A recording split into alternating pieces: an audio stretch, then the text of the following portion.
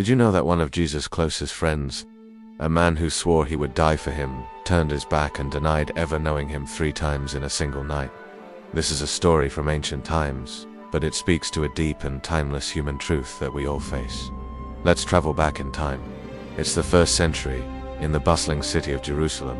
The air is thick with anticipation for Passover, a huge festival. The streets are crowded, and the aroma of roasted lamb and fresh bread fills the air. But as night falls, a different kind of tension settles over the land.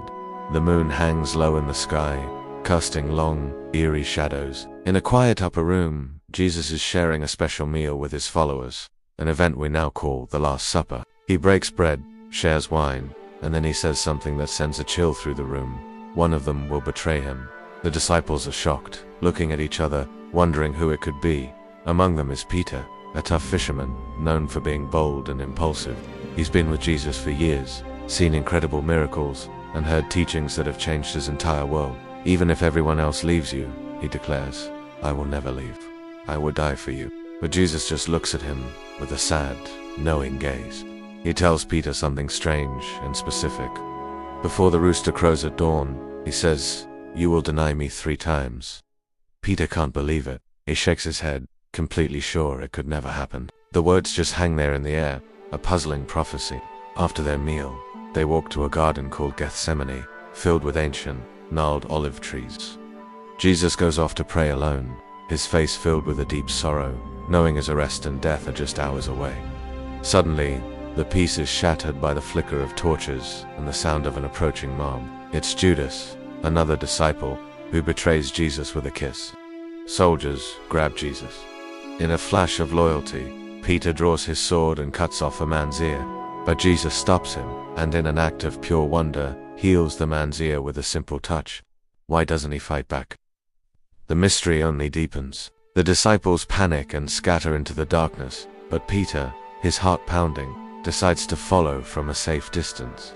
He ends up in the courtyard of the high priest's house, where Jesus has been taken for questioning.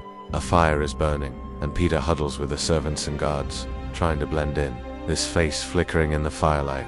It's here, in this cold, tense courtyard, that the prophecy begins to unfold. A servant girl points at him. You were with Jesus, she said. A jolt of fear runs through Peter. No, he stammers, I don't know what you're talking about. The lie feels heavy and strange. Sometime later, another person recognizes him. You're one of them, they insist. I saw you in the garden. Peter denies it again, this time more forcefully, even swearing an oath that he doesn't know the man. He stares into the crackling flames, his mind racing.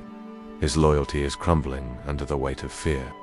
As the first hint of dawn streaks the sky, a third person confronts him, a relative of the man whose ear Peter had cut. You're definitely with him, he says. I can tell by your accent. Peter completely loses it. He starts to curse, swearing up and down that he has absolutely no connection to Jesus. And in the silence that follows his angry words, the sound cuts through the morning air. A rooster crows, sharp and clear. In that exact moment, Jesus is being led through the courtyard. He turns, and for a split second, his eyes lock with Peter's. It's not a look of anger, but one of profound sorrow and love. And Peter remembers. He remembers the words from just hours before the rooster crows. You will deny me 3 times. It all comes crashing down. The full weight of his failure hits him. Peter stumbles out of the courtyard and into the shadows, where he breaks down, weeping bitterly. The wonder of it all is staggering. How could a simple prediction, a few words spoken in an upper room, come true with such painful accuracy? This story is so powerful because it reveals the fragility of our best intentions. Peter, the rock, the brave disciple, crumbled under pressure. Fear got the best of him. But it also reveals something much deeper about Jesus' incredible insight, his foreknowledge, and the high cost of following him in a dangerous world. This event is so crucial that it's recorded in all 4 Gospels: Matthew, Mark, Luke, and Junie, adding a unique detail to this very human moment of failure. But here's the most amazing part. This isn't the end of Peter's story. After Jesus' resurrection, he finds Peter and gives him a chance for redemption.